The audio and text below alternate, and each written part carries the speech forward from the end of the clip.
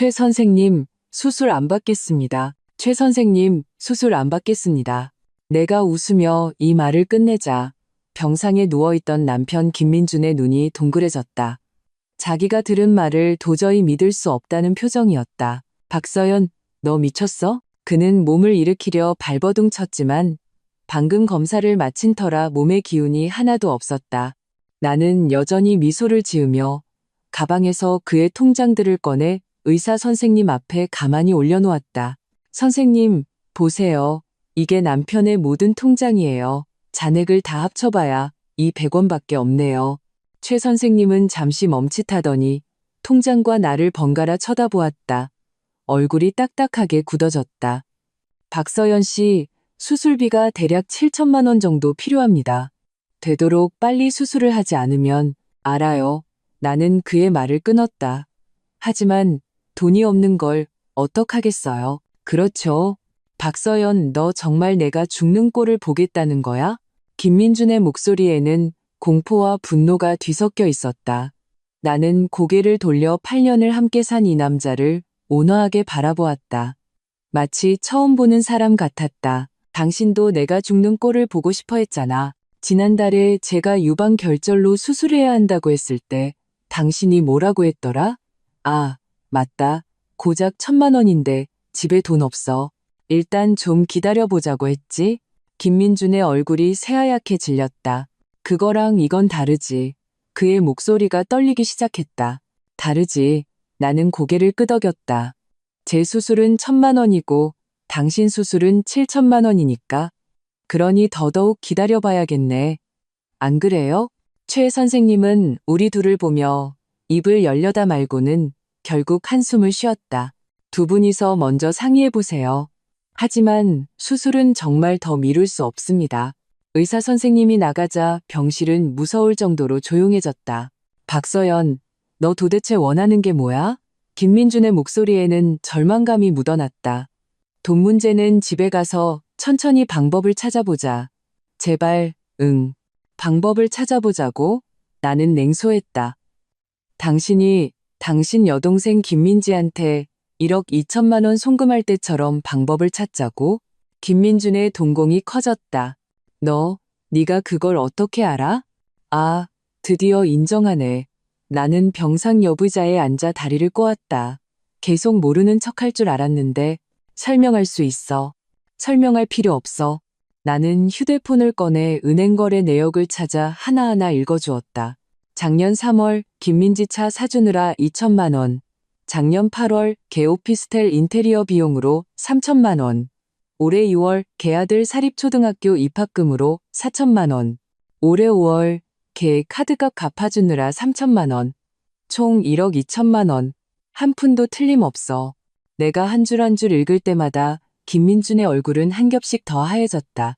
이 돈 전부 우리가 8년 동안 모은 돈 맞지? 내가 웃으며 물었다. 김민준은 입을 열어 무언가 말하려 했지만 결국 아무 말도 하지 못했다. 내가 이걸 어떻게 알았는지 알아? 나는 일어나 창가로 걸어가 밖에 도로 위를 오가는 차들을 바라보았다. 지난달에 내가 유방결절 수술 때문에 은행에 돈을 찾으러 갔어. 그런데 통장에 200만 원밖에 없더라. 그때는 내가 착각했나 싶었지. 집안 돈 관리는 항상 당신이 했으니까 난 한 번도 관여한 적 없거든. 그런데 문득 생각났어. 3년 전에 우리가 이 아파트 살 때 통장에 분명히 1억 5천만 원이 있었는데 그 3년 동안 차를 사긴 했지만 다른 큰 지출은 없었는데 왜 200만 원밖에 안 남았을까? 그래서 은행에 가서 거래 내역을 전부 뽑아봤어. 김민주는 눈을 감았다. 그 내역을 봤을 때 내 기분이 어땠는지 알아? 내 목소리는 아주 가라앉아 있었다. 내가 꼭 바보가 된 기분이었어. 순도 100% 바보. 난 매일 새벽같이 일어나 출근하고 밤늦게까지 야근하면서 옷 한 벌 사는 것도 반나절을 고민했어. 돈 모으려고. 난 우리가 함께 노력하고 미래를 위해, 우리 아이의 미래를 위해 애쓰고 있다고 생각했지. 그런데 결과는? 나는 웃었다. 결과는 당신이 그 돈을 전부 내 여동생한테 줬다는 거였어. 걘 내 동생이잖아. 김민준이 힘없이 변명했다. 그래서 나는 그의 말을 끊었다. 그럼 나는 당신 아내가 아니야? 내가 아프면 치료 안 받아도 되고, 내 동생은 차 사고, 집 꾸미고, 애 학교 보내고, 카드값 갚는데 우리 돈을 꼭 써야만 하는 거고? 그런 게 아니야. 그럼 어떤 건데? 나는 병상 앞으로 다가가 허리를 숙여 그를 바라보았다. 나한테 말해봐. 네 동생이랑 나 둘 중에 누가 진짜 내 가족이야? 김민주는 말이 없었다. 그 침묵이 바로 대답이었다. 알았어. 나는 몸을 일으켜 가방을 들었다. 최 선생님이 내 수술비 3천만 원이라고 했는데 내 통장엔 이 100원밖에 없고 내 통장에도 200만 원뿐이야. 돈이 모자라. 그래서 수술 안 해. 서연아, 김민준이 나를 잡으려 손을 뻗었다. 이러면 안 돼. 나 죽어.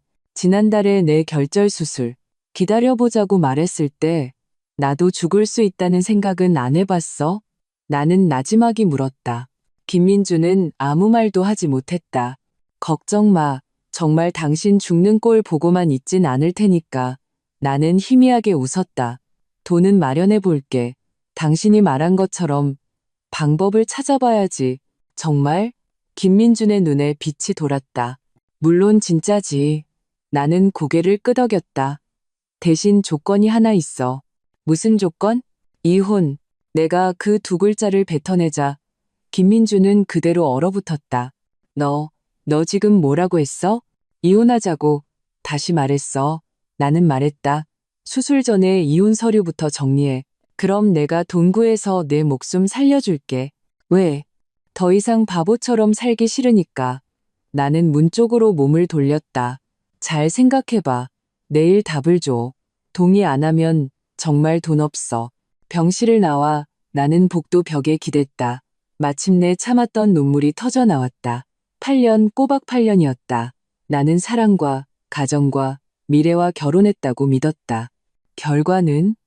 나는 그냥 김씨 집안의 공짜 가정부이자 현금 인출기였을 뿐이다. 집에 돌아와 소파에 몸을 던졌다. 5년을 산 이 집을 보니 모든 게 꿈만 같았다. 이 집은 우리가 결혼 3년 차에 샀다. 그때 나는 결혼할 때 부모님이 주신 예단비 5천만 원을 전부 보태 계약금을 냈다. 나머지는 매달 함께 대출금을 갚아 나갔다. 집을 사던 날이 아직도 기억난다. 김민주는 내 손을 잡고 말했다. 여보, 고마워. 나중에 돈 많이 벌면 꼭 당신 호강시켜줄게. 나는 그때 감동해서 눈물이 핑 돌았다. 사람 하나는 잘 만났다고 생각했다. 지금 돌이켜보니 정말이지 헛웃음만 나온다. 호강은 호강인데 그 대상이 내가 아니라 김민지였을 뿐. 휴대폰이 울렸다. 김민준의 엄마, 시어머니였다. 서연아, 너 지금 뭐 하는 짓이냐? 전화기 너머 시어머니의 목소리는 칼날 같았다. 어머님 무슨 말씀이세요? 나는 모르는 척했다. 아직도 시치 미를 때? 민준이한테 다 들었다. 네가 수술 못하게 막는다며? 너게 죽이려고 작정한 거야? 나는 몇 초간 침묵했다. 그리고 웃었다. 어머님, 제가 안 해주는 게 아니라 돈이 없어서 못하는 거예요. 돈이 없으면 대출이라도 받아야지. 어떻게 사람이 아파 죽어가는 걸 보고만 있어? 그럼 어머님은요? 나는 되물었다. 어머님은 왜 대출 안 받으세요? 내가 이 늙은 나이에 어디서 7천만 원을 빌리니? 시어머니는 당당하게 말했다. 네가 걔 아내잖아. 네가 안 구하면 누가 구해? 하지만 어머님, 저 돈 없어요. 나는 천천히 말했다. 제 통장에 200만 원밖에 없어요. 수술비로는 턱도 없다고요. 200만 원? 그게 무슨 소리야? 너희 1억 5천만 원 모아둔 거 아니었니? 1억 5천이요? 나는 냉소했다. 그 돈 어디 갔는지 어머님 아드님한테 한번 물어보세요. 시어머니는 말이 없었다. 어머님, 그거 아세요? 나는 말을 이었다. 그 돈 전부 민지한테 갔어요. 차 사고, 집 꾸미고, 애 학교 보내고, 카드값 갚아주느라 1억 2천만 원 한 푼도 안 남았어요. 나머지 3천만 원은 3년 동안 생활비로 거의 다 썼고요. 그럴 리가 없어. 시어머니의 목소리가 떨리기 시작했다. 왜 그럴 리가 없어요? 못 믿으시겠으면 은행거래 내역 보내드릴까요? 직접 보세요. 메일을 보내고 나니 전화기 너머가 조용해졌다. 한참 뒤에야 시어머니가 입을 열었다. 목소리가 한 결자 가져 있었다. 그렇다고 해도 민준이는 내 남편이잖아. 죽게 내버려 둘 순 없지. 그럼 지난달에 제가 유방결절로 수술해야 할 때는 뭐라고 하셨어요?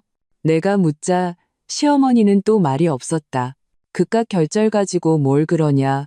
일단 지켜보자. 그러다 보면 저절로 없어질 수도 있다. 괜히 헛돈 쓸 필요 없다. 라고 하셨잖아요. 나는 당시 시어머니가 했던 말을 토시 하나 틀리지 않고 반복했다. 나는 돈 아끼려고 그런 거지. 네, 돈 아끼려고요. 나는 고개를 끄덕였다. 지금도 마찬가지예요. 돈 아끼려고 수술 안 하는 거예요. 박서연, 너 지금 복수하는 거니? 시어머니가 마침내 참지 못하고 소리쳤다. 민준이는 내 남편이야. 걔한테 무슨 일이라도 생기면 넌 평생 손가락질 받으면서 살아야 해. 손가락질이요? 나는 웃었다. 바보로 사는 것보단 낫죠? 어머님, 일단 진정하세요. 나는 말을 끊었다. 수술비는 제가 알아서 해볼게요. 하지만 조건이 있어요. 무슨 조건? 민준 씨랑 이혼시켜주세요. 뭐라고? 시어머니의 목소리가 한 옥타브는 높아졌다. 네가 미쳤구나. 이 판국에 이혼이라니. 바로 이 판국에요. 나는 담담하게 말했다. 이혼하면 제가 돈 마련해서 수술받게 해줄게요. 이혼 안 하면 정말 돈 없어요. 너 지금 사람 약점 잡고 흔드는 거야. 아니요, 어머님. 나는 정정했다. 이건 손절이에요. 나는 전화를 끊었다. 휴대폰이 바로 다시 울렸지만 보지도 않고 전원을 꺼버렸다. 앞으로 수많은 친척과 친구들에게서 전화가 와서 나를 냉혈한이라고 비난할 것을 안다. 하지만 이제 상관없었다. 침실로 들어가 옷장을 열었다. 몇 벌 되지 않는 옷들을 바라보았다. 결혼 8년 동안 나는 나 자신을 위해 변변한 옷 한 벌 사 입은 적이 없었다. 돈이 없어서가 아니었다. 아까워서였다. 늘 돈을 아끼고 모아서 미래를 대비해야 한다고 생각했다. 결과는? 돈은 모았지만 전부 다른 사람을 위해 쓰였다. 나는 3년 전에 산 원피스 한 벌을 꺼냈다. 나와 김민준의 결혼 5주년 기념으로 산 것이었다. 10만 원짜리. 며칠을 속상해했다. 지금 생각하니 우습기 짝이 없다. 김민지에게 사준 차값 2천만 원이면 이런 원피스를 200벌은 살 수 있다. 인테리어 비용 3천만 원이면 300벌이다. 그런데 나는 고작 10만 원짜리 원피스 한 벌 사는 것도 아까워했다. 나는 원피스를 침대 위로 던져버리고 바닥에 주저앉아 목 놓아 울었다. 왜 내가 이렇게까지 나를 힘들게 해야 했을까? 왜 이렇게 바보 같았을까? 나는 내 헌신이 보상받을 줄 알았다. 내 희생이 소중히 여겨질 줄 알았다. 내 사랑이 눈에 보일 줄 알았다. 결과는? 나는 그냥 바보였다. 순도 100% 바보. 다음 날 아침 내 휴대폰은 불이 날 지경이었다. 시어머니, 시아버지, 김민지, 그리고 김민준의 온갖 친척들이 다 몰려왔다. 그들은 나를 둘러싸고 저마다 자기가 옳다는 듯이 나를 비난했다. 서연아, 어떻게 이렇게 모질 수가 있니? 민준이가 너한테 얼마나 잘해줬는데. 이혼을 하더라도 개병이 다 낫고 나서 해야지. 이건 사람 약점 잡고 못된 짓 하는 거야. 너무 심하잖아. 나는 소파에 앉아 조용히 그들을 바라보았다. 한마디도 하지 않았다. 그들이 마침내 할 말을 다 마쳤을 때 나는 입을 열었다. 다 말씀하셨어요? 모두가 서로를 쳐다볼 뿐 말이 없었다. 다 하셨으면 이제 제 얘기도 좀 들어주시죠. 나는 일어나 그들을 둘러보았다. 첫째, 김민준 씨가 저한테 잘해줬는지 아닌지는 제 마음이 가장 잘 압니다. 둘째, 저는 약점을 잡고 못된 짓 하는 게 아닙니다. 원래 제 것이었던 걸 되찾으려는 것뿐이에요. 셋째, 이혼은 제가 심사숙고해서 내린 결정이고 바꿀 생각 없습니다. 어떻게 이럴 수가 있니? 시어머니가 울기 시작했다. 어머님, 우셔도 소용없어요. 나는 말을 끊었다. 제 조건은 간단해요. 이혼하면 돈을 구해주고, 안 하면 돈 없어요. 조금만 봐주면 안 되겠니? 시아버지가 입을 열었다. 목소리가 묵직했다. 적어도 민준이 병이 다 낫고 나서. 안 돼요. 나는 고개를 저었다. 아버님, 생각해보세요. 제가 지금 이혼하지 않으면 민준 씨 병이 다 나은 뒤에 그 사람이 이혼에 동의할까요? 시아버지는 할 말을 잃었다. 그렇죠? 나는 웃었다. 그래서 저는 지금 그 사람이 저를 필요로 할 때 조건을 걸 수밖에 없는 거예요. 그러지 않으면 평생 이혼 못할 테니까.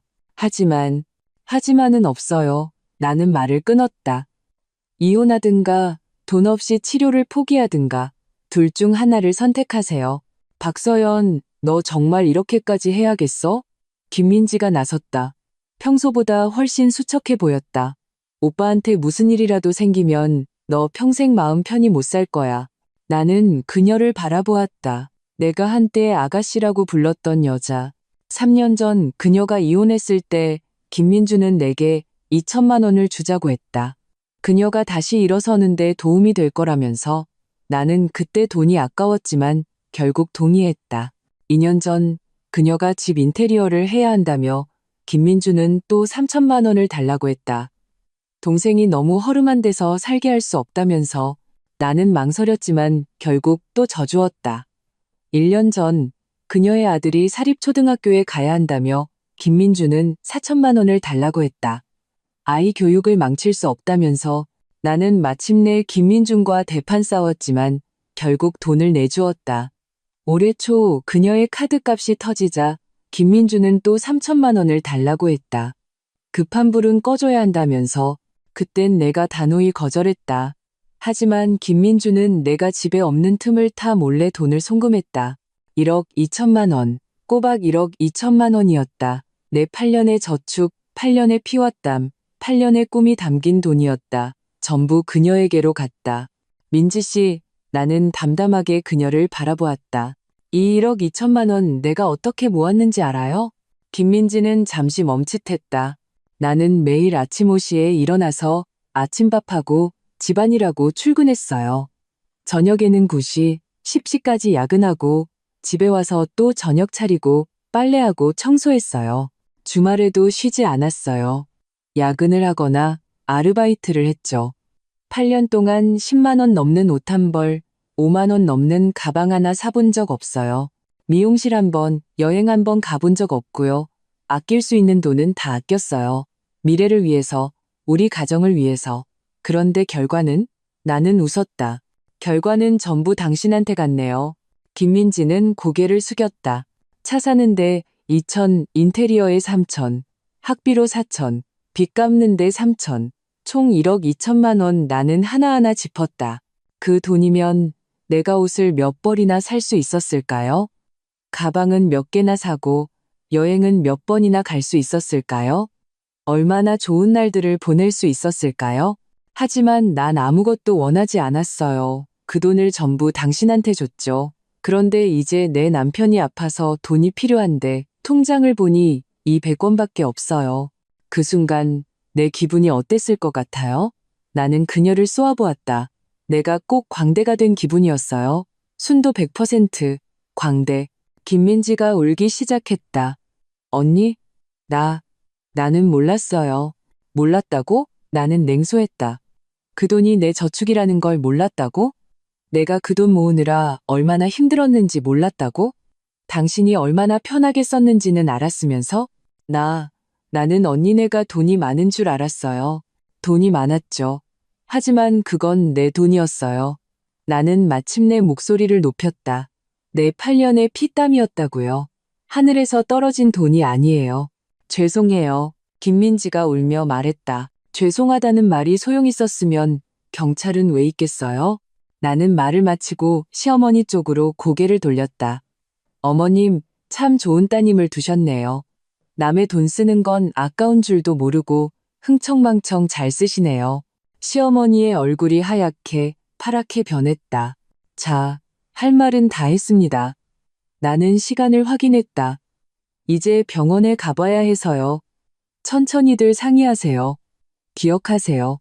내일 정오까지 답을 주지 않으면 없던 일로 알겠습니다. 나는 가방을 들고 뒤도 돌아보지 않고 걸어 나왔다. 등 뒤에서 웅성거리는 소리가 들렸지만 돌아보지 않았다. 이제는 상관없었다. 병원에 도착했을 때 김민주는 병상에 앉아 멍하니 있었다. 내가 들어오는 것을 보고 그의 눈이 반짝 빛났지만 이내 다시 어두워졌다. 왔어? 그의 목소리는 아주 작았다. 나는 의자에 앉았. 생각은 해봤어? 김민주는 한참을 망설이다 겨우 입을 열었다. 서연아, 우리 정말 이래야만 하니? 당신은 어떻게 생각해? 나는 되물었다. 내가 잘못했어. 알아. 김민준이 고개를 숙였다. 그동안 내가 너무 민지만 챙겼어. 내 생각은 못하고. 하지만 우린 부부잖아. 어떻게 이런 일로 이혼을 해? 이런 일. 나는 웃었다. 김민준, 당신이 말하는 이런 일이 뭔지 알아? 그건 1억 2천만 원이야. 내 8년의 저축이고 내가 매일 새벽부터 밤까지 일해서 번피 같은 돈이고 내가 먹을 거 안 먹고 입을 거 안 입고 모은 돈이야. 그리고 그건 우리의 미래였고 우리의 희망이었고 우리의 꿈이었어. 그런데 당신은 그걸 전부 내 동생한테 줬잖아. 김민주는 아무 말도 하지 못했다. 내가 왜 이혼하려는지 알아? 나는 그를 바라보았다. 당신이 민지한테 돈을 줘서가 아니야. 당신이 단 한 번도 나를 가족으로 생각하지 않았기 때문이야. 당신 마음속에선 민지가 가족이고 내 동생이고 네가 지켜야 할 사람이었지. 나는 그냥 현금 인출기, 공짜 가정부, 언제든 희생시켜도 되는 외부인이었고 그런 거 아니야. 김민준이 변명하려 했. 그럼 어떤 건데? 나는 그의 말을 끊었다. 지난달에 내가 유방결절로 수술해야 했을 때 고작 1,000만 원이었어.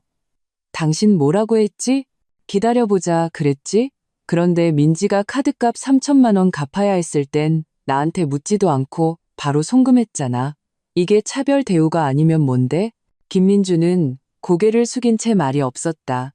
그리고 지난 3년간 민지는 우리한테서 총 1억 2천만 원을 가져갔어. 나는 말을 이었다. 1억 2천이면 우리 동네에 작은 오피스텔 하나는 살 수 있는 돈이야. 괜찮은 차 한 대 계약금은 낼 수 있는 돈이고 아이 10년치 학원비는 낼 수 있는 돈이야. 그런데 당신은 그걸 전부 민지한테 줬어. 차 사고 집 꾸미고 학교 보내고 빚 갚는데 매번 당신은 이번이 마지막이라고 했고 걔가 딱하다고 했고 안 도와줄 수 없다고 했지. 결과는? 걔는 지금 2천만 원짜리 차를 몰고 멋지게 인테리어한 집에서 살고 아들은 사립학교에 보내면서 잘만 살고 있어. 그런데 나는 웃었다. 나는 옷 한 벌 사는 것도 반나절을 고민하고 아파도 병원 갈 엄두도 못 내고 아이를 갖고 싶다는 말도 꺼내지 못했어. 왜? 당신이 돈 아껴야 한다고 했으니까. 그런데 그 돈 다 누구 좋으라고 아낀 거야? 김민주는 눈을 감았다. 눈물이 눈꼬리를 타고 흘러내렸다. 서연아, 미안해. 그가 흐느끼며 말했다. 미안하면 다야? 나는 고개를 저었다. 김민준, 나 이제 당신 사랑하지 않아. 그 말을 뱉어내자 마음이 한결 가벼워졌다. 정말이었다. 나는 그를 더 이상 사랑하지 않았다. 어쩌면 3년 전에 김민준, 내 손을 잡고 여보, 고마워라고 말하던 그 김민준, 나와 함께 미래를 그리던 그 김민준은 아직 사랑하고 있을지도 모른다.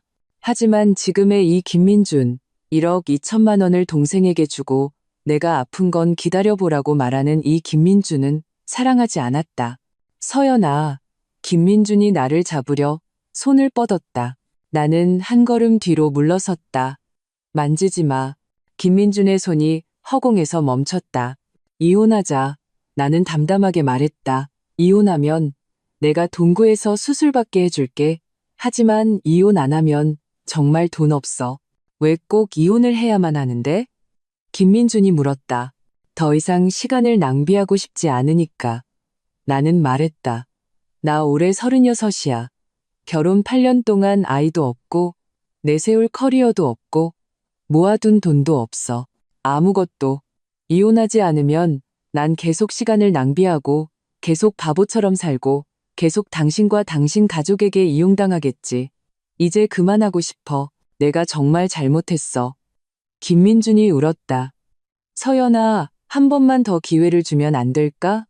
내가 약속할게. 앞으로 정말 너한테 잘하고 절대 민지 편만 들지 않고 너를 최우선으로 생각할게.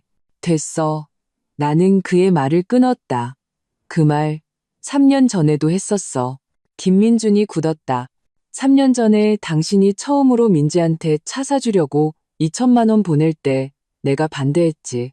그때 당신 뭐라고 했어? 여보, 딱 한 번만이야. 다신 안 그럴게. 너한테 정말 잘할게. 결과는? 나는 웃었다. 결과는 당신이 그 말을 4번이나 더 하고 1억 2천만 원을 줬다는 거야. 그런데 이제 와서 또 기회를 달라고? 잘하겠다고? 민지 편 안 들겠다고? 김민준, 당신 약속은 휴지 조각이나 마찬가지야. 김민준은 모든 힘이 빠져나간 듯 병상 위로 쓰러졌다. 내일 정오까지 답을 줘. 나는 문 쪽으로 몸을 돌렸다. 이혼에 동의하면 바로 동거하러 갈게. 동의하지 않으면 우리 8년 부부의 연은 여기까지인 걸로 알자고. 서연아, 김민준이 등 뒤에서 나를 불렀다. 나는 걸음을 멈췄지만 돌아보지는 않았다. 만약 내가 이혼에 동의하면 정말 동거해 줄 거야? 응, 나는 말했다. 당신을 사랑하진 않지만 그렇다고 죽는 걸 보고 싶진 않아. 왜? 나한테는 아직 양심이라는 게 있거든. 나는 몸을 돌려 그를 바라보았다. 아내가 아파도 모른 척하는 어떤 사람들과는 다르게 나는 말을 마치고 뒤도 돌아보지 않고 걸어 나왔다. 병원을 나오자 휴대폰이 울렸다. 내 절친 수진이었다. 여보세요, 수진아. 서연아, 너 지금 어디야? 수진의 목소리가 다급하게 들렸다. 방금 병원에서 나왔어. 왜? 너 지금 통화 괜찮아? 응, 괜찮아. 무슨 일인데? 수진은 몇 초간 침묵하더니 입을 열었다. 서연아, 내가 할 말이 있는데 민준 씨랑 민지 씨에 관한 거야. 나는 심장이 쿵 내려앉는 것을 느꼈다. 무슨 일인데? 내가 어제 쇼핑하다가 민지 씨를 우연히 봤어. 수진이 말했다. 어떤 남자랑 같이 있는데 되게 가까워 보이더라. 남자친구겠지. 이혼한 지 3년 됐는데 남자친구 있는 게 이상한 건 아니잖아. 아니, 그게 수진이 말했다. 내가 걔네 얘기하는 걸 들었어. 무슨 얘기? 민지 씨가 그러더라. 박서연만 이혼에 동의하면 오빠 수술비는 해결되는 거야. 그때 우리 집 팔고 박서연이 주는 돈까지 합치면 충분할 거야. 그랬더니 그 남자가 박서연이 진짜 돈 줄 것 같아? 라고 묻더라. 민지 씨가 당연하지. 걔 엄청 순진하잖아. 오빠가 울기만 하면 바로 마음 약해져. 그때 우리가 돈 받고 집도 팔면 그 돈은 전부 우리 거가 되는 거야 라고 했어. 나는 그 말을 듣고 온몸이 얼어붙었다. 서연아, 너 아직 듣고 있어? 수진이 걱정스럽게 물었다. 응, 내 목소리는 아주 작았다. 너 정말 똑똑히 들은 거 맞아? 응, 똑똑히 들었어. 수진이 말했다. 그래서 바로 너한테 전화한 거야. 절대 속아 넘어가면 안 돼. 알았어. 알려줘서 고마워. 수진아. 전화를 끊고 나는 길가난간에 기댔다. 온 세상이 빙빙 도는 것 같았다. 이 모든 게 그들이 계획한 것이었다. 처음부터 나를 속이려 했던 것이다. 내가 진심 어린 후회라고 믿었던 것은 그저 내 돈을 뜯어내기 위한 연극이었을 뿐이다. 나는 갑자기 웃음이 터져나왔다. 웃다 보니 눈물이 흘렀다. 나는 정말 바보였다. 순도 100% 바보. 휴대폰이 다시 울렸다. 이번에는 모르는 번호였다. 망설이다가 전화를 받았다. 여보세요? 박서연 씨 되십니까? 네, 그런데요. 저는 법무법인 한결의 왕 변호사라고 합니다. 상대방이 말했다. 드릴 말씀이 있어서 전화 드렸습니다. 남편분이신 김민준 씨에 관한 일입니다. 무슨 일이시죠? 김민준 씨께서 3달 전에 저희 사무실에 이혼 상담을 받으러 오셨습니다. 이혼 합의서 작성도 의뢰하셨고요. 네? 나는 경악했다. 하지만 그 후에 다시 위임을 취소하셨습니다. 왕 변호사가 말을 이었다. 그런데 오늘 다시 연락이 와서 이혼을 다시 진행하고 싶다고 하시더군요. 제가 전화드린 건 혹시 이 사실을 알고 계시는지 확인하기 위해서입니다. 저는 몰랐습니다. 내 목소리가 떨렸다. 그렇다면 김민준 씨와 다시 한번 이야기를 나눠보셔야 할 것 같습니다. 왕 변호사가 말했다. 참고로 그분이 처음에 작성했던 이혼 합의서에 따르면 부인께서는 위자료나 재산 분할 없이 빈손으로 나가셔야 합니다. 집, 예금, 차 등 모든 재산은 김민준 씨 소유로 하고요. 네, 나는 내 귀를 의심했다. 저도 그 합의서가 불합리하다고 생각해서 당시 만류했었습니다. 왕 변호사가 말했다. 하지만 그분께서 완강하게 그렇게 작성해달라고 하셨습니다. 나중에 위임을 취소하셨길래 마음을 바꾸신 줄 알았는데 오늘 다시 진행하고 싶다고 연락이 오셨네요. 박서연 씨, 만약 정말 이혼을 하시게 된다면 부인께서도 변호사를 선임해서 본인의 권리를 제대로 지키시는 게 좋을 것 같습니다. 네, 알려주셔서 감사합니다. 알겠습니다. 나는 간신히 눈물을 참으며 말했다. 전화를 끊고 나는 더 이상 참지 못하고 길가에 주저앉아 울음을 터뜨렸다. 석 달 전 바로 내가 유방결절 진단을 받았던 그 달이었다. 그때 김민주는 이미 이혼을 준비하고 있었던 것이다. 그리고 나를 빈손으로 내쫓으려 했다. 집은 내가 5천만 원을 보태서 산 것이고 대출금도 함께 갚아왔다. 예금은 그가 김민지에게 줘버렸지만 내가 모은 돈이었다. 차도 함께 산 것이었다. 그런데 왜 내가 빈손으로 나가야 하는가? 나는 갑자기 모든 것을 깨달았. 지난 몇 년간 김민준이 왜 그렇게 아이를 원하지 않았는지, 왜 그렇게 필사적으로 김민지에게 돈을 보냈는지, 왜 내 병에 대해 기다려보자고 했는지, 그는 오래전부터 이혼을 계획했던 것이다. 그는 이혼 전에 재산을 전부 빼돌려 내가 한 푼도 받지 못하게 하려 했던 것이다. 이혼 후에는 나를 빈손으로 내쫓아 아무것도 남지 않게 하려 했던 것이다. 이제 그가 아파서 돈이 필요해지니 다시 나를 속여 돈을 뜯어내려 하는 것이다. 돈을 받아 수술을 하고 나면 나를 버리고 이혼해서 아무것도 주지 않으려는 것이다. 얼마나 완벽한 계획인가, 얼마나 악독한 계산인가. 나는 길가에 앉아 서럽게 울었다. 8년, 꼬박 8년. 나는 사랑과 결혼했다고 믿었다. 결과는 나는 사기꾼과 결혼했다. 나를 등쳐먹기 위해 작정한 사기꾼과. 실컷 울고 나서 나는 눈물을 닦고 일어섰다. 그들이 나를 속이려 했다면 나도 만만한 상대가 아니라는 것을 보여줘야 했다. 나는 왕 변호사에게 전화를 걸었다. 변호사님, 박서연입니다. 방금 전화 주셨던. 아, 박서연 씨. 네. 변호사님을 제 변호사로 선임하고 싶습니다. 나는 말했다. 이혼 소송을 하고 싶어요. 네, 알겠습니다. 왕 변호사가 말했다. 언제쯤 사무실로 오실 수 있으신가요? 자세한 이야기를 나눠보죠. 지금 바로 가겠습니다.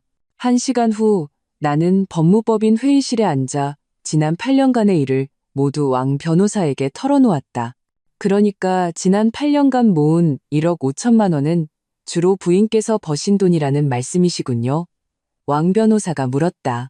네, 나는 급여 명세서를 내밀었다. 이게 제 8년간의 급여 기록이에요. 생활비를 제외하고는 거의 다 저축했어요. 김민준 씨는 월급이 300만 원 정도라 대출금 갚고 나면 남는 게 거의 없었어요. 그렇다면 그 돈은 사실상 부인의 특유재산으로 볼 여지가 있습니다. 왕 변호사가 말했다. 혼인 기간 중에 형성된 재산이긴 하지만 주로 부인의 수입으로 모은 것이니까요. 문제는 그중 1억 2천만 원을 김민준 씨가 여동생에게 이미 줘버렸다는 거예요. 나는 말했다. 그 돈 돌려받을 수 있을까요? 시도해 볼 수 있습니다. 왕 변호사가 말했다. 만약 그 송금이 부인의 동의 없이 이루어졌고 액수가 커서 부부 공동재산에 중대한 영향을 미쳤다는 것을 증명할 수 있다면 반환을 요구할 수 있습니다. 그럼 집은요? 집 계약금 5천만 원은 부인께서 내셨고 대출금도 함께 갚았지만 부인의 소득 상황을 고려하면 대출금의 상당 부분도 부인께서 갚았다는 것을 증명할 수 있습니다. 왕 변호사가 말했다. 따라서 집의 경우 부인께서 최소 70%는 분할받으실 수 있습니다. 아니요. 전부 다 가질 거예요. 내가 말했다. 그건 왕 변호사가 조금 난처해했다. 법적으로는 조금 어려울 수 있습니다. 만약 제가 김민준 씨에게 혼인 파탄의 유책 사유가 있다는 것을 증명한다면요? 내가 물었다. 어떤 유책 사유 말씀이시죠? 그가 석 달 전에 이미 이혼을 준비했고 저를 빈손으로 내쫓으려 했다는 것. 이게 고의적인 재산은닉 시도로 볼 수 있지 않을까요? 볼 수 있습니다. 왕 변호사의 눈이 빛났다. 증거가 있다면 명백한 유책 사유가 됩니다. 그리고 그가 여동생에게 1억 2천만 원을 송금한 건 역시 고의적인 재산 처분 행위로 인정받을 수 있습니다. 그럼 어떤 증거가 필요하죠? 우선 은행 거래 내역이 필요하고요. 왕 변호사가 말했다. 그리고 그 송금이 부인의 동의 없이 이루어졌다는 것을 증언해줄 증인을 찾을 수 있다면 더욱 좋습니다. 또 그가 이혼을 상담한 시점과 재산을 송금한 시점 사이에 연관성이 있다는 것을 증명할 수 있다면 더 설득력이 있겠죠. 은행 거래 내역은 있고 증인도 있어요. 나는 말했다. 제 친구가 이 사실을 알고 있어요. 아주 좋습니다. 왕 변호사가 말했다. 그럼 이 방향으로 자료를 준비하도록 하죠. 박서연 씨, 제가 이 소송에서 승소할 수 있도록 최선을 다해 돕겠습니다. 감사합니다, 변호사님. 법무법인을 나오자 온몸에 긴장이 풀리는 기분이었다. 나는 더 이상 당하고만 사는 박서연이 아니었다. 지금부터 나는 나를 위해 살 것이다. 나는 김민준에게 전화를 걸었다. 서연아. 그의 목소리에는 기대감이 섞여 있었다. 생각해봤어? 응, 생각해봤어. 나는 담담하게 말했다. 이혼할게. 정말? 김민준이 안도의 한숨을 내쉬었다. 그래. 그리고 수술비도 줄게. 나는 말했다. 대신 조건이 있어. 무슨 조건? 집은 내 거, 차도 내 거, 내 명의로 된 모든 재산은 다 내 거야. 나는 말했다. 그리고 김민지한테는 지난 3년간 가져간 1억 2천만 원 전부 돌려놓으라고 해. 뭐라고? 김민준이 소리쳤다. 그건 말도 안 돼? 그럼 이혼도 없고 수술도 없어. 나는 전화를 끊으려 했다. 잠깐만. 김민준이 다급하게 나를 불렀다. 서연아, 너 지금 불난 집에 부채질하는 거야? 아니, 원래 내 것이었던 걸 되찾는 거야. 나는 냉소했다. 김민준, 내가 모를 줄 알아? 너 석 달 전에 이혼 상담받았잖아. 나 빈손으로 내쫓으려 했고, 맞지? 김민준은 말이 없었다. 그리고 너랑 김민지가 짠 계획도 내가 모를 줄 알아? 나는 말을 이었다. 내가 이혼에 동의하고 너한테 수술비 주면 너희는 집 팔아서 그 돈 들고 도망치려고 했잖아. 맞지? 난 그런 적 없어. 김민준의 목소리가 떨리기 시작했다. 변명하지 마. 나는 그의 말을 끊었다. 너희 계획 내가 다 알게 됐으니까. 이제 내가 너한테 2가지 선택지를 줄게. 나는 천천히 말했다. 첫째, 내 조건대로 이혼하고 내가 주는 수술비로 수술받아. 둘째, 내 조건이 싫으면 이혼도 하지 말고 수술도 받지 마. 우리 그냥 같이 죽는 거야. 선택해. 김민주는 아무 말도 하지 못했다. 하루 줄게. 내일 정오까지 답 줘. 전화를 끊고 나는 심호흡을 했다. 이게 진짜 나였다. 더 이상 약하지 않고, 더 이상 물러서지 않고, 더 이상 바보처럼 살지 않는 나. 역시나 30분도 채 되지 않아 시어머니에게서 전화가 왔다. 박서연, 너 지금 무슨 속셈이냐? 시어머니는 장라조 피터 갈민마오. 네가 집도 갖고 차도 갖고 민지한테 돈도 갚으라고 해? 네가 뭐가 그렇게 탐욕스러워? 어머님, 탐욕스러운 건 제가 아니에요. 나는 담담하게 말했다. 집은 제가 5천만 원 계약금을 냈고 대출금도 제가 주로 갚았어요. 차도 같이 산 거고 1억 2천만 원은 제 저축인데 김민준 씨가 몰래 김민지한테 준 거고요. 이제 원래 제 것이었던 걸 되찾겠다는 건데 이게 탐욕인가요? 그렇다고 전부 다 가지면 어떡하니? 시어머니가 말했다. 민준이도 내 남편이었는데 이혼하더라도 걔 몫은 좀 남겨줘야지. 뭘 남겨주나요? 나는 냉소했다. 돈 남겨줘서 또 김민지한테 쓰게 하라고요? 너 그게 무슨 말이니? 문자 그대로의 의미예요. 나는 말했다. 어머님, 이제 그만 모른 척 하세요. 김민준 씨가 석 달 전에 이혼 상담받은 거, 저 빈손으로 내쫓으려 했던 거, 어머님도 알고 계셨죠? 시어머니는 말이 없었다. 그리고 김민준 씨랑 김민지가 제가 돈 줘서 수술 받고 나면 집 팔아서 도망치려고 계획했던 것도 알고 계셨죠?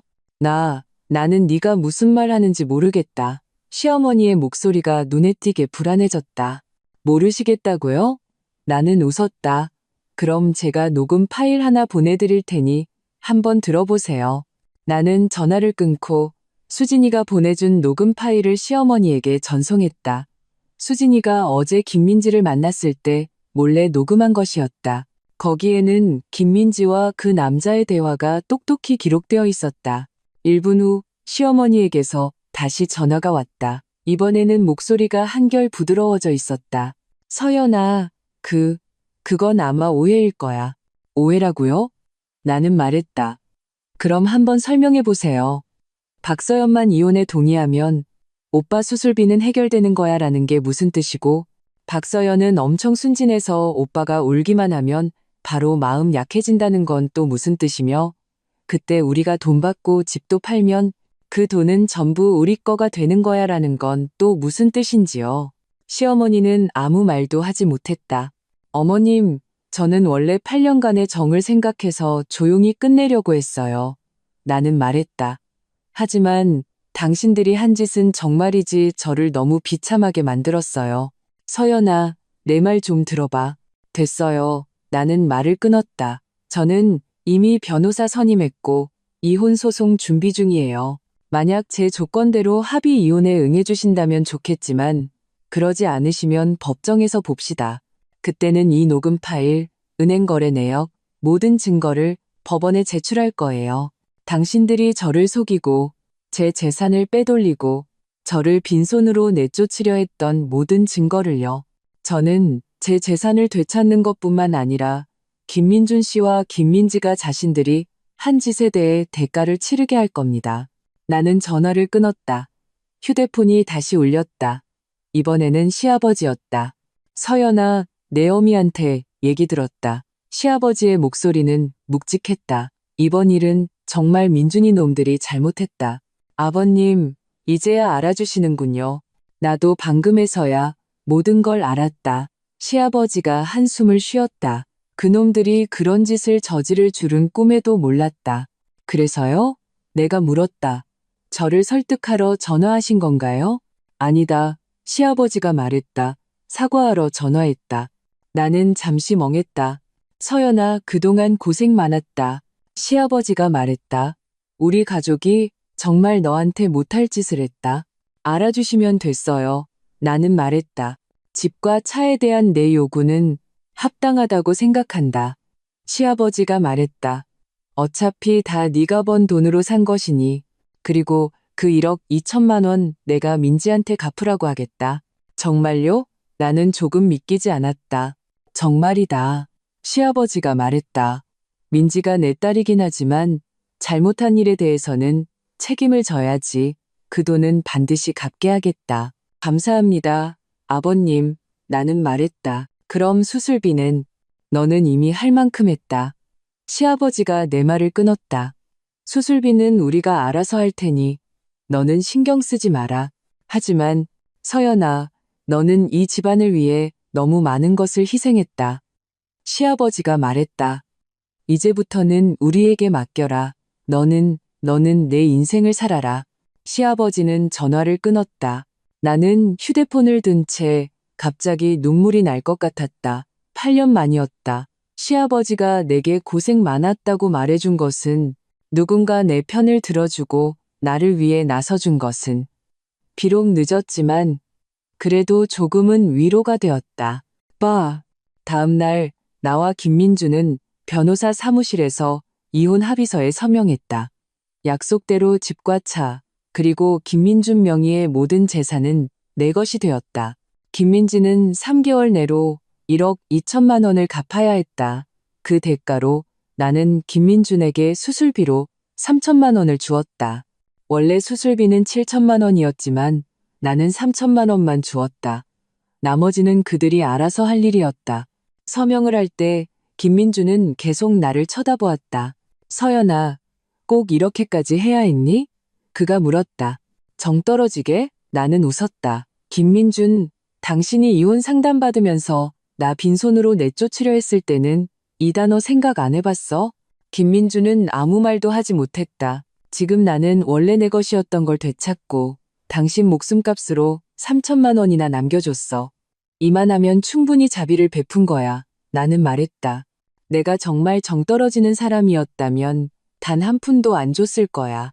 그만해. 서명이나 해. 나는 그의 말을 끊었다. 빨리 끝내고 빨리 해방되자고. 김민주는 한참을 망설이다 결국 서명을 했다. 변호사 사무실을 나오자 나는 심호흡을 했다. 자유로운 기분이 정말 좋았다. 집에 돌아와 짐을 싸기 시작했다. 비록 집은 내 것이 되었지만 더 이상 이곳에 살고 싶지 않았다. 여기에는 너무 많은 나쁜 기억이 있었다. 나는 완전히 새로운 시작이 필요했다. 짐을 싸고 있는데 초인종이 울렸다. 문을 열자 김민지가 서 있었다. 언니, 잠깐 들어가서 얘기 좀 할 수 있을까? 그녀는 꽤 초췌해 보였다. 나는 잠시 망설이다가 그녀를 안으로 들였다. 앉아.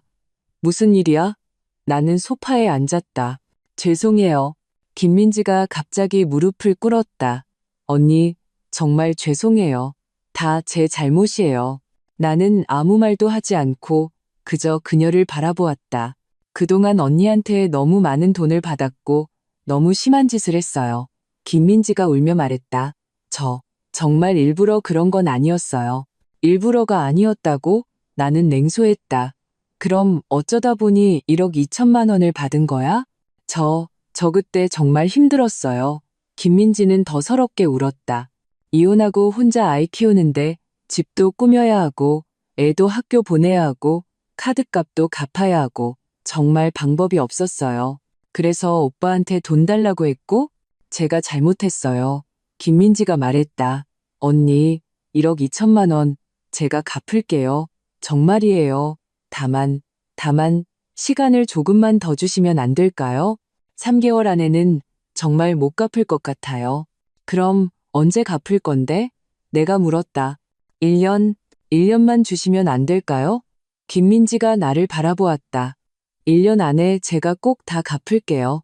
나는 그녀를 바라보았다. 내가 한때 동생처럼 여겼던 여자. 민지 씨, 내가 질문 하나만 할게.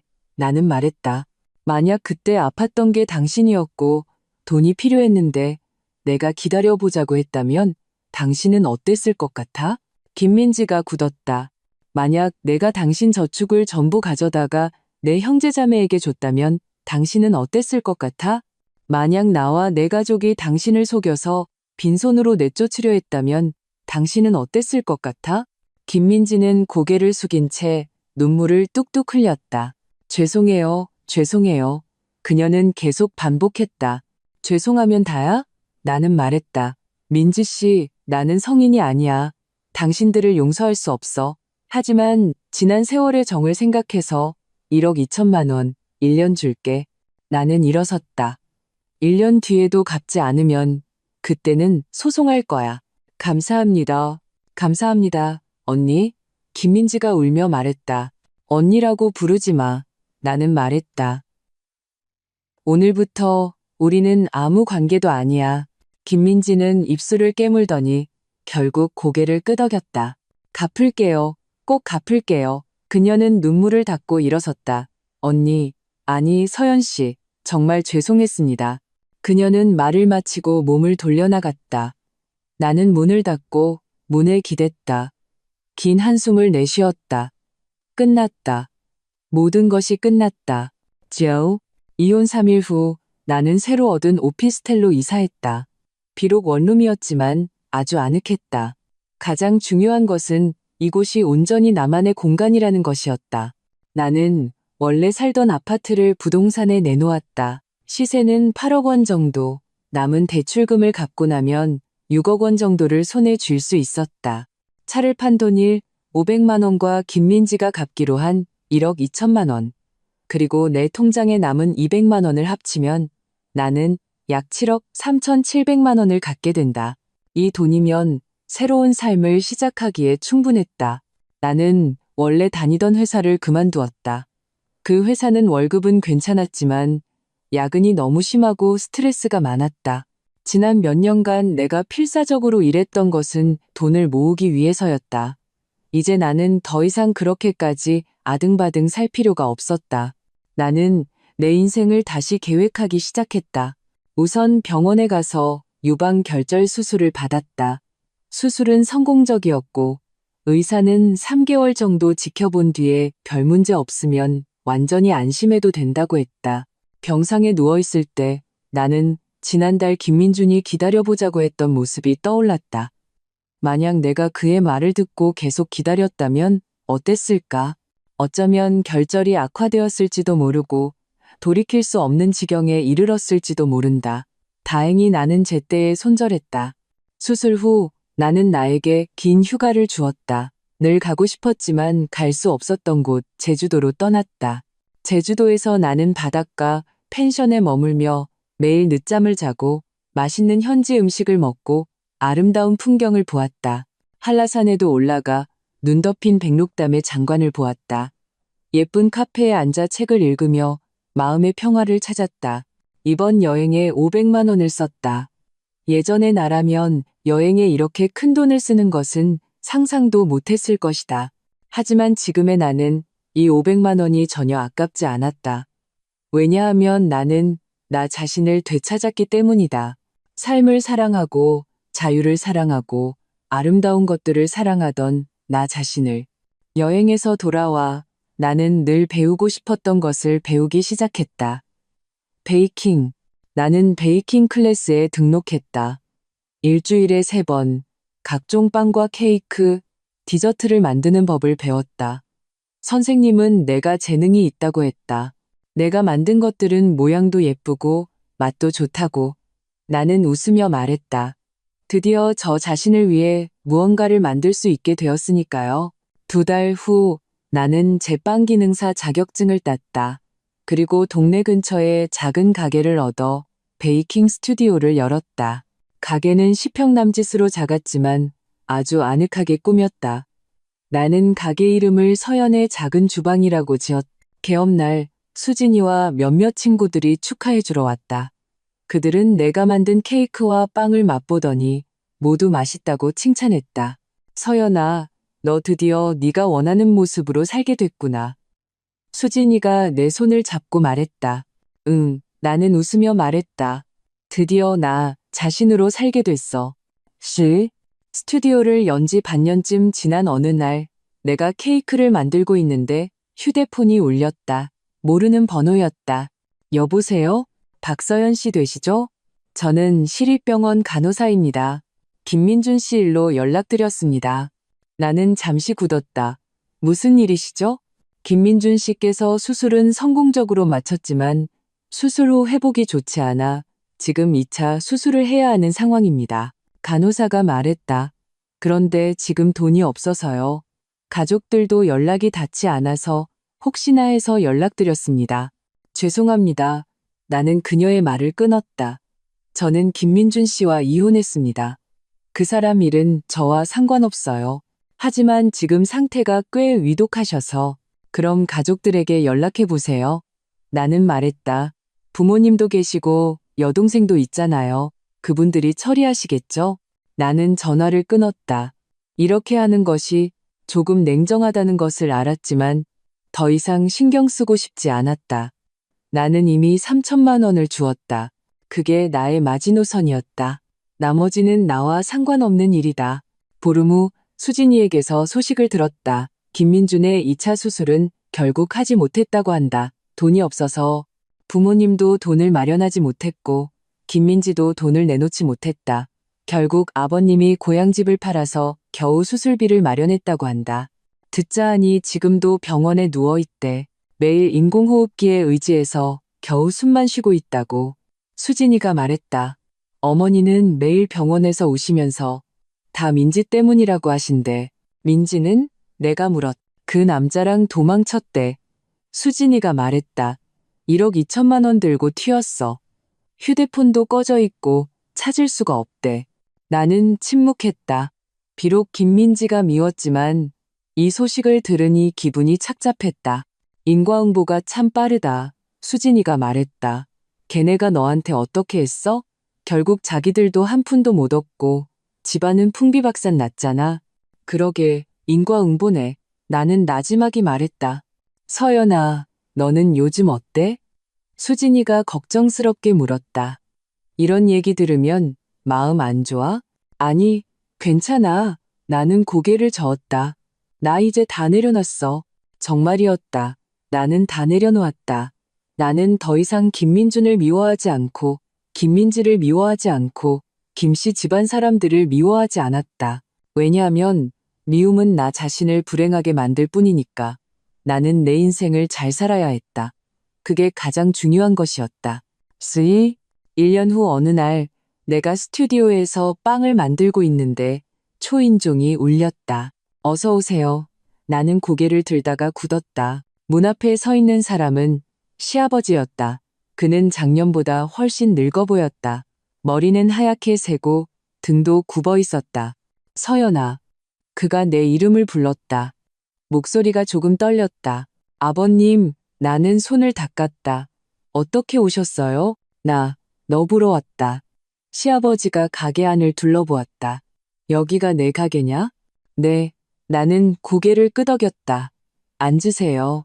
제가 물 한 잔 드릴게요. 시아버지는 의자에 앉았다. 손을 무릎 위에 놓고 꽤 불편해 보였다.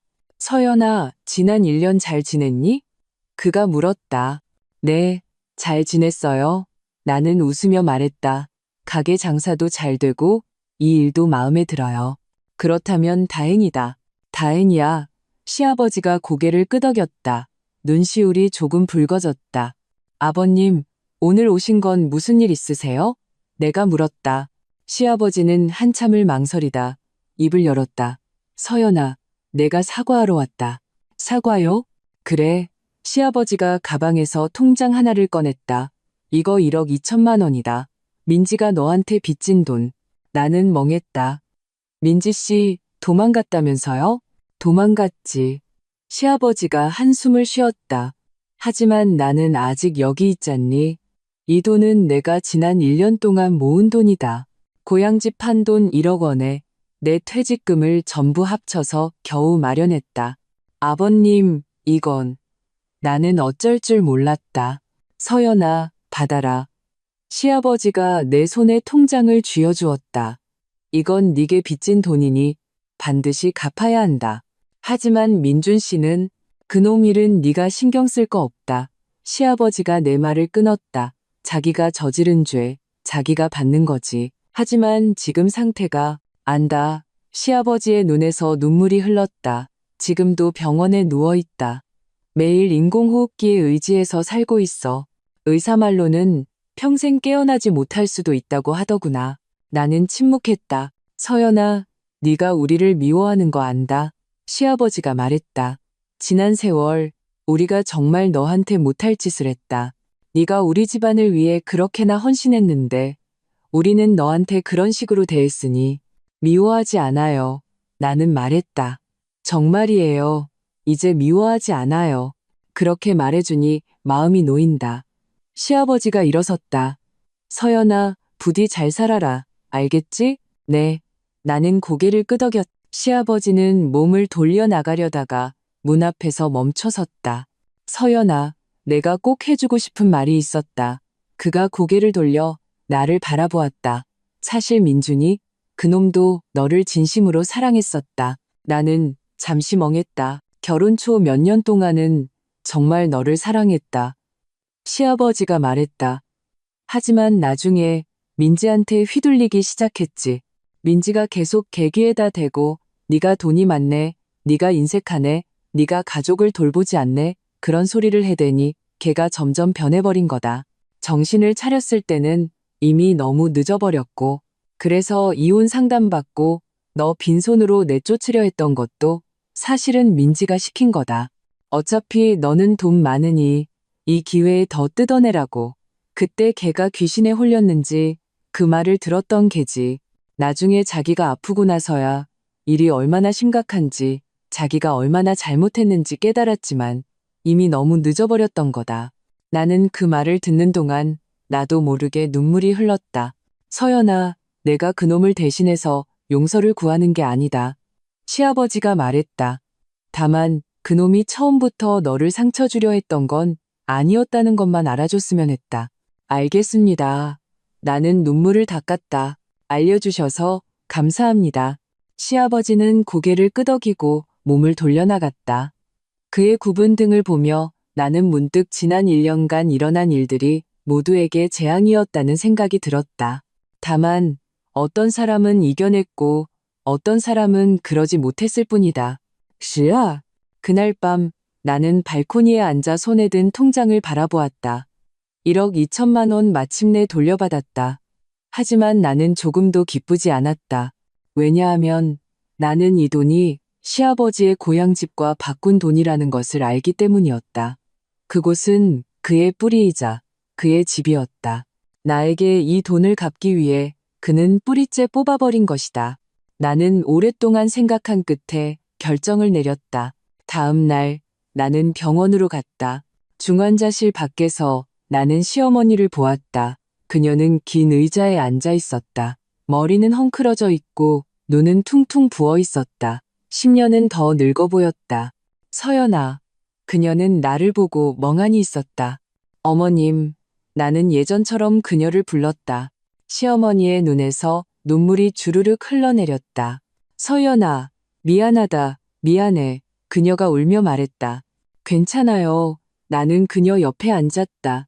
다 지난 일인걸요.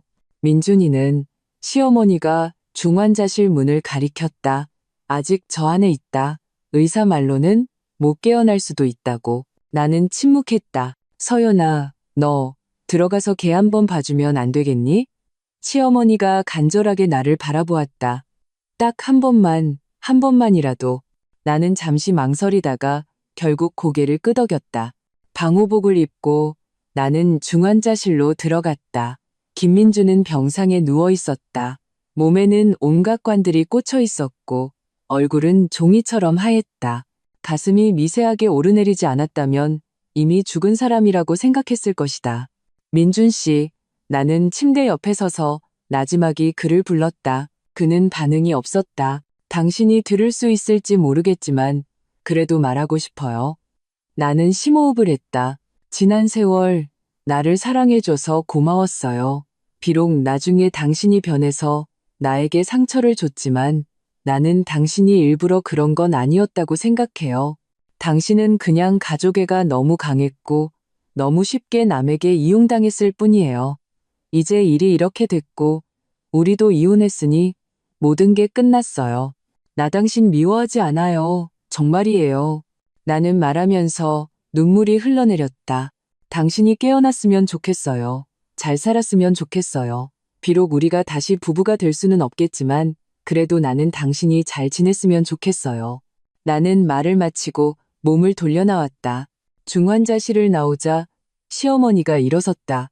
서연아, 어머님, 이거 받으세요. 나는 그녀에게 통장을 건넸다. 1억 2천만 원이에요. 이거 가지시고 민준 씨 치료비로 쓰세요. 안 된다. 시어머니가 내 손을 밀어냈다. 이건 우리가 너한테 빚진 돈이야. 반드시 갚아야 해. 어머님, 제 말 좀 들어보세요. 나는 그녀의 손을 잡았다. 이 돈, 저 안 받을래요. 왜? 저는 이미 다 내려놨으니까요. 나는 말했다. 지난 1년 저는 아주 잘 지냈어요. 가게 장사도 잘 되고요. 저는 이 돈이 없어도 괜찮아요. 하지만 어머님은 다르잖아요. 민준 씨 치료하려면 이 돈이 필요하시잖아요. 하지만 어머님, 그냥 제 작은 성이라고 생각해 주세요.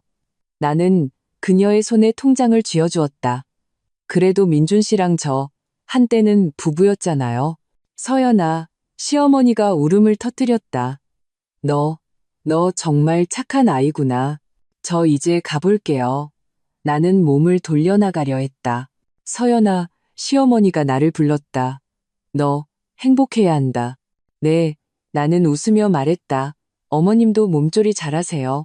병원을 나오자 나는 심호흡을 했다. 1억 2천만 원, 나는 마침내 진정으로 내려놓았다. 내가 그 돈을 신경 쓰지 않아서가 아니었다. 어떤 것들은 내려놓아야만 자유로워질 수 있다는 것을 알기 때문이었다. 수산, 3년 후 나의 베이킹 스튜디오는 3호점까지 냈다. 장사는 꽤 잘 됐고 나는 마음이 맞는 많은 친구들을 사귀었다. 삶은 충실하고 즐거웠다. 어느 날 내가 새로 연가게에서 바쁘게 일하고 있는데 수진이가 갑자기 뛰어들어왔다. 서연아, 너 그거 알아? 김민준 깨어났대. 내 손에 들려있던 도구가 멈칫했다. 언제? 사흘 전에 수진이가 말했다. 듣자 하니 깨어나자마자 제일 먼저 한 말이 네가 잘 지내냐고 물어본 거였대. 나는 침묵했다. 서연아, 너 한번 가보지 않을래? 수진이가 물었다. 아니, 안 가. 나는 고개를 저었다. 다 지난 일이야. 그것도 그렇네. 수진이가 말했다. 참, 지금은 걸을 수도 있대. 그런데 후유증이 남아서 오른손이 좀 불편하다고 하더라. 의사 말로는 앞으로도 완전히 회복되기는 힘들 것 같대. 나는 아무 말도 하지 않았다. 그리고 김민지, 잡혔대. 수진이가 말을 이었다. 그 1억 2천만 원은 다 써버렸고 지금은 빚더미에 앉아서 매일 빚쟁이들한테 시달리고 있대. 인과응보네. 나는 담담하게 말했다. 그러게, 인과응보지. 수진이가 감탄했다. 땅추 타대 자된이다. 인잘 어텐 조사 뽀잉 다대. 됐어. 그 사람들 얘기는 그만하자. 나는 웃으며 말했다. 수진아, 이 새로 나온 케이크 맛 좀 봐줄래? 어떤지. 좋지. 수진이는 금세 화제를 돌렸다. 그날 밤 나는 발코니에 서서 도시의 야경을 바라보았다. 지난 3년간 나는 많은 것을 겪었다. 속고 상처받았던 바보 같은 여자에서 지금의 독립적이고 자신감 넘치고 행복한 나로 변했다. 나는 나만의 가게를 열었고 좋아하는 일을 하고 원하는 삶을 살고 있다. 나는 더 이상 남을 위해 살지 않고 나 자신을 힘들게 하지 않고 나 자신을 희생하지 않는다. 나는 마침내 인생에서 가장 중요한 것은 나 자신을 행복하게 하는 것이라는 것을 깨달았다. 나 자신이 행복해야 진짜 행복한 것이다. 나는 휴대폰을 꺼내 1년 전에 쓴 일기를 펼쳤다. 오늘 나는 김민준과 이혼했다. 슬플 줄 알았다. 후회할 줄 알았다. 하지만 아니었다. 나는 그저 홀가분하고 해방된 기분이었다. 그리고 미래에 대한 기대감이 들었다. 오늘부터 내 인생은 드디어 나 자신의 것이 되었다. 이 일기를 보며 나는 웃었다. 그래, 내 인생은 드디어 나 자신의 것이 되었다. 더 이상 다른 사람의 기대를 위해 살 필요도 없고, 소위 가정이라는 것을 위해 나 자신을 희생할 필요도 없다. 나는 그냥 나, 평범한 여자, 나 자신을 위해 사는 여자다. 이런 인생이 정말 좋다. 창밖의 별이 아주 밝았다. 나는 밤하늘을 보며 소원을 빌었다.